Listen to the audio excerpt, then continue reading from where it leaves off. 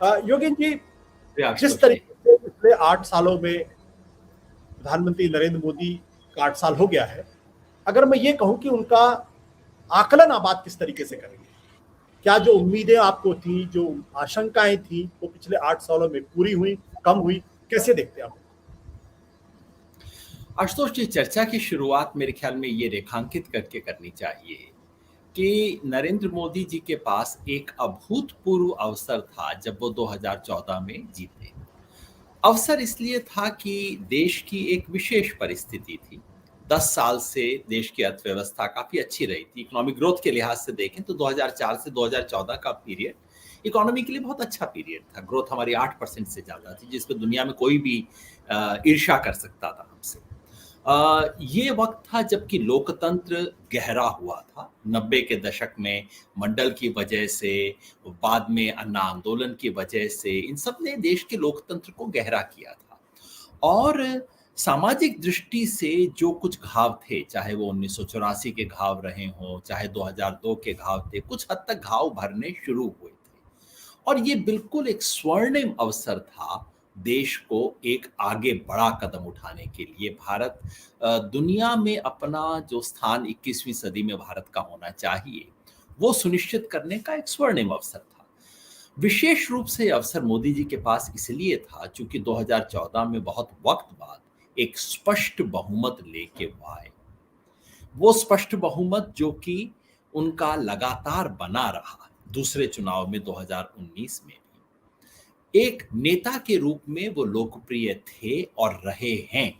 8 साल तक लोकप्रिय रहना एक विशेष अवसर देता है नेता को। एकदम आपके पास स्पेस होता है जो सामान्य नेता नहीं कर सकता। वो कई चीजें आप कर सकते हैं क्योंकि आप लोकप्रिय हैं, आपके पास एक स्टेबल बहुमत है। और चूंकि 2014 में बहुत लोगों के मन में उम्मीद जगी थी। मैं ईमानदारी से कहूं, मैं मोदी जी का फैन कभी रहा नहीं हूं। मैं झूठा क्यों कहूं कि 2024 में 14 में मुझे बहुत उम्मीद थी। लेकिन मैं जानता हूं बहुत संतुलित और जो लोग मोदी जी की विचारधारा वाले नहीं भी थे, उनके मन में भी उम्मीद जगी थी कि अब कुछ हो जाएगा।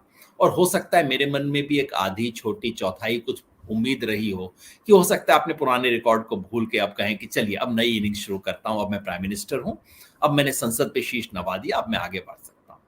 इस उम्मीद, इस पृष्ठभूमि में हमें मोदी जी का मूल्यांकन करना चाहिए इस सरकार का, चूंकि ये बहुत अभूतपूर्व अवसर था। इस अभूतपूर्व अवसर के पृष्ठभूमि में यदि आप देखें तो जो हुआ है वो सिर्फ निराशाजनक कहना पर्याप्त नहीं होगा। निराशाजनक का मतलब होगा इतना अच्छा अवसर था, आप पूरा इस्तेमाल नहीं कर पाए। दरअसल जो हुआ है कि इतने में जो इस देश की गाड़ी चल रही थी, कुछ रफ्तार पकड़ रही थी, सिर्फ रफ्तार धीमे नहीं हुई, ये गाड़ी का डिरेलमेंट हो गया। गाड़ी पटरी से उतर गई। अर्थव्यवस्था में गाड़ी पटरी से उतर रही है, लोकतंत्र में गाड़ी पटरी से उतर रही है।